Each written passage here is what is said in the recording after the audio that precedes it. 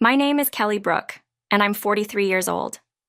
8 years ago, I married my second husband, and every year since has been filled with happiness. Our marriage is built on trust, love, and mutual respect. Unlike my first marriage, this one is peaceful. My husband is kind and considerate, always making sure we have time for each other no matter how busy his schedule gets. Every month he plans a special date, and this month was no different. It was our wedding anniversary, and he had gone out of his way to reserve a table at a fancy restaurant by the sea. The view was breathtaking, and I was looking forward to a perfect evening with him. As we enjoyed our meal, I couldn't help but reflect on how far my life had come. But fate has a funny way of turning things upside down, and that evening didn't go as planned. It was about to take a turn that I never saw coming, a turn that involved someone I thought I had left behind for good. After we finished our meal, my husband excused himself to use the restroom. I remained seated, admiring the stunning ocean view through the large windows. The soft crashing of waves brought back memories of all the wonderful times we had spent together. I smiled, thinking about how different my life was now compared to when I was married to Jeremy Clarkson, my ex-husband.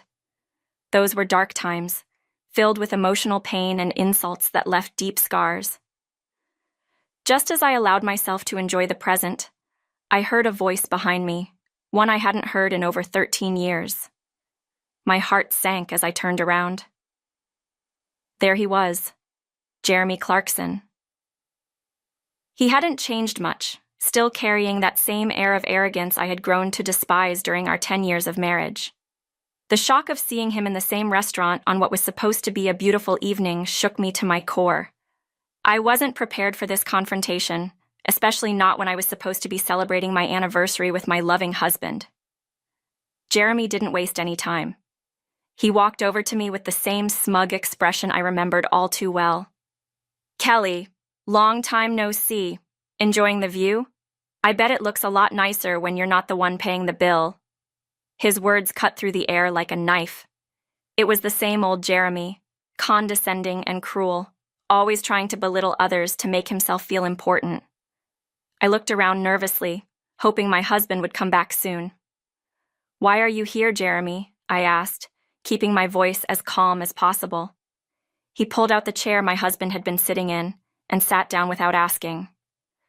"I should be asking you that," he sneered, his eyes filled with mockery. "A place like this is a bit too high-end for someone like you, isn't it? Or is this a special occasion where you get to pretend you belong?" His words stung, but I kept my composure. "It's our anniversary," I replied, trying not to let him get to me. But inside, I could feel the tension rising. Jeremy had always known how to push my buttons, and I feared what might happen if he kept it up. Jeremy laughed, a cruel sound that echoed through the restaurant. "Ah, I see. Poor people always come to places like this for anniversaries. It's the only time they can afford it, right?" His arrogance was suffocating. I looked toward the restroom again, silently pleading for my husband to return. Jeremy's presence was like a black cloud hanging over what should have been a beautiful night. "Isn't there someone with you?" I asked, hoping to steer the conversation in a different direction. "Yeah," he said dismissively. "I sent her to pay the bill.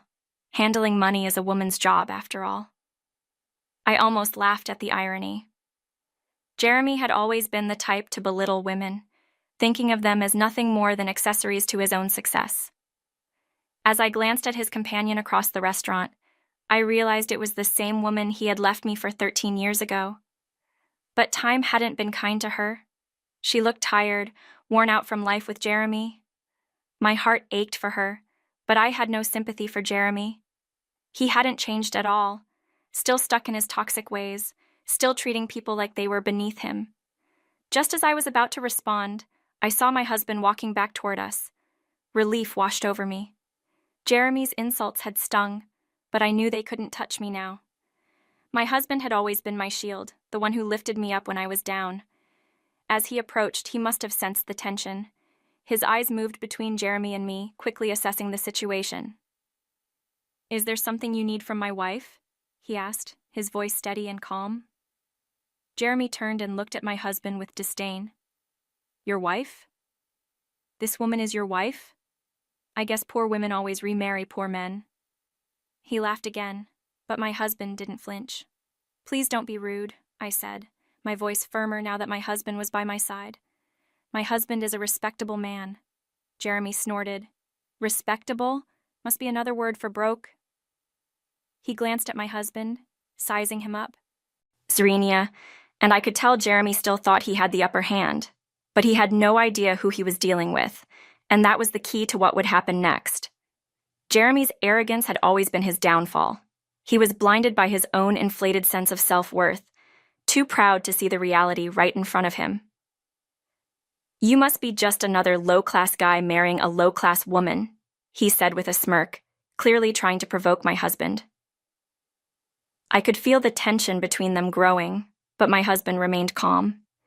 He didn't need to prove anything to Jeremy. He knew who he was, and that was enough. Just then, the waiter came by with our bill. My husband pulled out his wallet and handed over a sleek black card. Jeremy's eyes widened in surprise, and for the first time that evening, his smirk faltered. Is that a black card? He asked, his voice dripping with disbelief. Showing off a card like that here? You must have borrowed it. There's no way you could afford that, he scoffed, but I could see the doubt creeping into his expression. My husband didn't bother responding to Jeremy's snide remarks. He simply thanked the waiter, stood up, and offered me his hand. We're done here, Kelly, he said, his voice as calm as ever.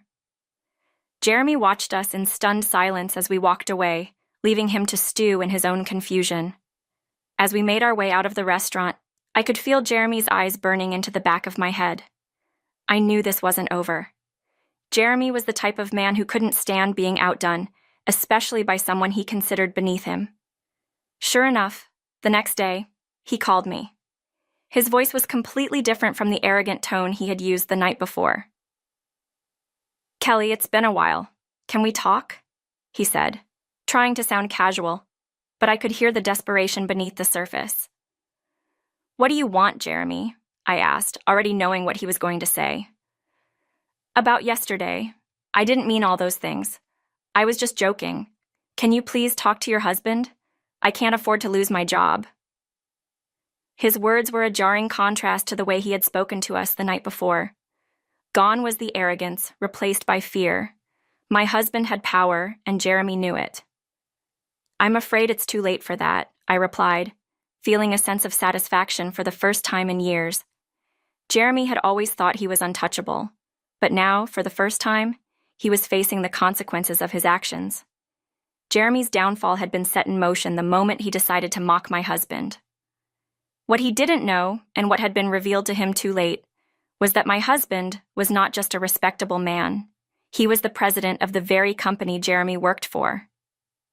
I had kept that detail from Jeremy all these years, knowing how he would react. Now, the truth had finally come to light, and Jeremy had no way out. You've crossed too many lines, Jeremy, I told him over the phone. It's not just about last night. My husband doesn't tolerate anyone insulting his wife, let alone someone who works under him. Jeremy was silent for a moment, likely processing the full weight of his situation. But, you can't fire me? I've been with the company for years, he stammered, trying to find a way out. That doesn't matter, I replied. You've disrespected too many people and now you're going to pay for it. The satisfaction in my voice was undeniable, and for the first time, Jeremy seemed to realize that this was a battle he couldn't win. Jeremy's voice wavered as he tried to salvage the situation. Kelly, please, I didn't mean to hurt you. I just thought you were still the same person I used to know. I didn't realize how much you've changed. I couldn't help but laugh at the irony of his words. Jeremy had never really known me. During our marriage, he had only seen what he wanted to see. A woman who was beneath him, someone he could control and manipulate. He had never cared about my feelings, my ambitions, or my potential. You're right about one thing, I said. I have changed. I'm not the woman you once thought you could control. I've moved on, and I'm happier than I've ever been. But you're still the same. The silence on the other end of the line was deafening. Jeremy had no response, no comeback. He was out of options, and he knew it. The power dynamics had shifted, and for the first time in our long and complicated history, I was the one in control. The next day, Jeremy was called into the president's office. He must have known what was coming, but the reality of the situation still hit him hard. My husband, sitting behind his large mahogany desk, barely glanced at him as he walked in. "Jeremy, we need to talk about your future with the company," he said, his voice cold and distant. Jeremy, now pale and trembling, sat down in the chair across from him. "Please, sir, I didn't mean anything I said last night. I was drunk. I didn't know who you were," he pleaded, but my husband wasn't moved by his excuses. "That's not the point," he replied. "The way you treat people, especially women, is unacceptable. I've heard complaints from your female coworkers, and now, after what happened last night, I've decided that you're no longer a good fit for this company." Jeremy's face turned white. But my family. I can't lose this job," he stammered. My husband paused for a moment, then leaned back in his chair. "There is one option," he said, a hint of amusement in his voice. Jeremy's eyes lit up with hope. "Anything. I'll do anything," he said quickly, leaning forward in his chair. My husband looked at him for a long moment before speaking. "We have a branch in Michigan. It's in a small, isolated town with a population of just a few hundred people. The previous manager quit due to loneliness, but if you're willing to take the position, you might be able to save your career." Jeremy's face fell as the weight of the offer sunk in. The Michigan branch was a dead end, a place where careers went to die. It was a punishment, not an opportunity, and Jeremy knew it, but he had no choice. "I'll take it," he said, his voice barely above a whisper. My husband nodded, a small smile playing on his lips. "Good. You leave at the end of the week." Jeremy stood up, defeated, and walked out of the office without another word. As he left, I couldn't help but feel a sense of closure. Jeremy was finally facing the consequences of his actions, and for the first time in years, I felt truly free. Jeremy moved to Michigan with his wife, the same woman he had left me for all those years ago. But life in the small, isolated town was nothing like what they had imagined. The cold winters and the lack of social interaction began to take their toll. Within a year, Jeremy's wife had left him, filing for divorce and moving back to the city.